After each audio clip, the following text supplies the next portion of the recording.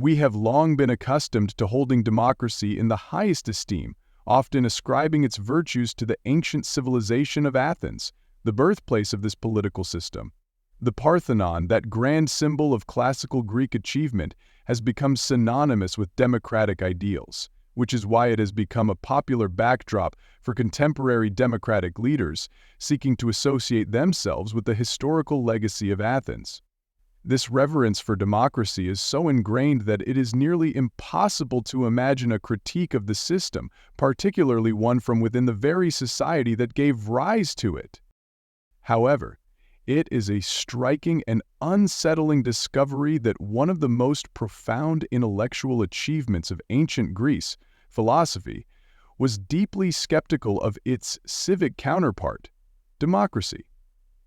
The pivotal figure in Greek philosophy, Socrates, as depicted in the dialogues of his student Plato, harbored grave doubts regarding the efficacy of democracy. In Book 6 of the Republic, Plato recounts a conversation between Socrates and Adeimantus, in which Socrates employs an allegorical analogy to highlight the inherent flaws in democratic governance. Socrates compares the city-state to a ship, asking Adeimantus who, if embarking on a perilous voyage, would be best suited to command the vessel, an untrained layperson or an experienced and knowledgeable seafarer. Of course, Adeimantus answers, the ideal candidate would be a skilled mariner. Socrates then presses the question, if this is so for something as mundane as steering a ship, why do we persist in assuming that any uninformed individual is fit to judge who should rule a state? The thrust of Socrates' argument is that voting in an election is not a mere instinctive action. It is a skill that must be cultivated through education. Just as it would be reckless to allow a group of untrained citizens to command a ship in a storm, so too is it irresponsible to allow an uneducated populace to make critical decisions about the governance of a nation. In this regard, Socrates was not advocating for an aristocratic or elitist system, in the sense commonly understood today. He did not propose that only a select few should be allowed to vote.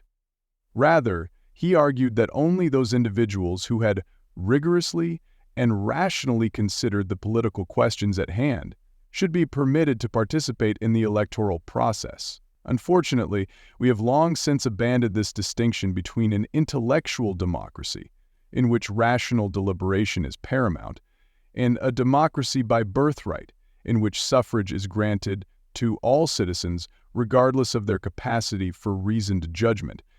By removing the requirement of intellectual engagement from the democratic process, we have set the stage for the very pitfalls that Socrates warned against: demagoguery.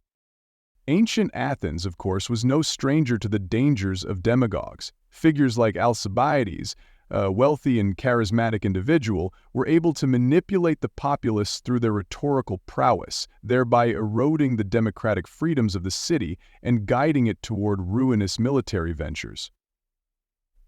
Socrates foresaw the ease with which aspiring politicians could exploit the public's yearning for simple answers to complex problems.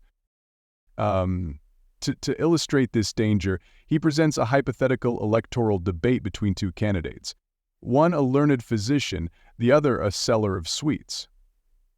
The sweet shop owner would make the following accusation against his opponent: "This man causes you harm. He gives you bitter medicines and denies you the pleasures of indulgence.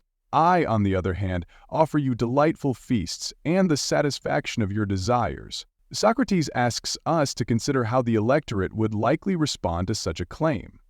Would the physician, whose remedy might be unappealing but ultimately beneficial, be able to convince the voters?